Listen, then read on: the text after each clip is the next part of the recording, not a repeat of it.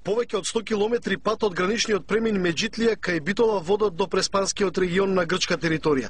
До истата дестинација од македонска страна може да се стаса за само 10 километри, но грчките власти никогаш не одлучија да го отворат граничниот премин кај Маркова нога, иако постои патна инфраструктура од двете страни на границата. Премиерот Груевски в петок ја покренал оваа иницијатива, но во официјалната декларација на тројцата премиери таков заклучок изостанува. Трилатералната премиерска средба беше ретка можност за македонските медиуми. Без оние процедурални прописи за барање дозвола за снимање, која многу веројатно и со месеци да не ја добиете, но под силна полициска придружба да влезат на другата страна од Преспанското езеро.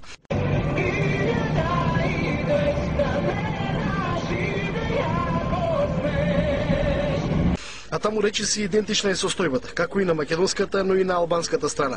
Ова е можеби еден од најсиромашните предели во Грција. Со години е подсилен удар на климатските промени. Овде живеат околу 1500 жители. Преспа е единствениот регион од егејскиот дел кој нема грчки топоним. Најголем дел од населението овде во Преспа се македонци, претежно роднински поврзани со трите страни на Преспанското езеро. Речиси сите го посакуваат граничниот премин кај Маркова нога. Но за тоа и за било што друго поврзано со нивниот живот не зборуваат јавно. Велат се плашат. Политиката за нив е тотална табу тема. За сега се уште само политичките представници на виножито јавно зборуваат за малцинските права. Знаете како се чувствуваме?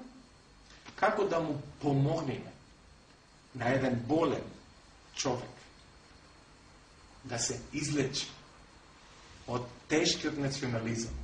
Во центарот на Лерин, денеска, после многу години битка пред европските институции, ова е единствената двојазлична табла. Отворен ум, отвара граници е мотото кое грчките власти се уште не можат да го разберат. Ситуацијата со почитување на малцинствата и на разноликоста во Грција асоцира на 30-тите години за време на нацистичка Германија во 2000-та година. Добро, нема да ти направат тука едно звездичке тука и да ти прават вака по патот. Истото ќе ти направат. Ќе излезе вестникот тука, ќе рече дека тој е платеник, антигрчки елемент и реков ми рече, бараш чаре да се жалиш во судниците да најдиш право, никако не можеш да најдиш. Во Преспа речиси сите зборуваат македонски, но годините на асимилација кај некои од нив всадиле сосема поинаква перцепција. Знаат да ви речат, ние сме македонци, а вие скопјани. Ако некој човек се осмели да рече дека да, треба со Република Македонија да има добри односи Грција со ова држава, автоматски утре ден вестниците ти реков ми рече, вака ќе му покажува ќе вели, како ти е смет, зошто така велиш, овие се скопјанци, вака, така ти реков ми рече.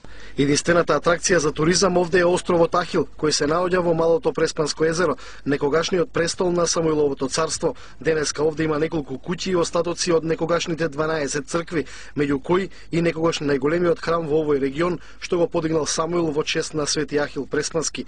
Грчкиот домаќин Папа Андреу на двајцата гости од дистанца од околу 500 метри им ја прераскажуваше македонската историја.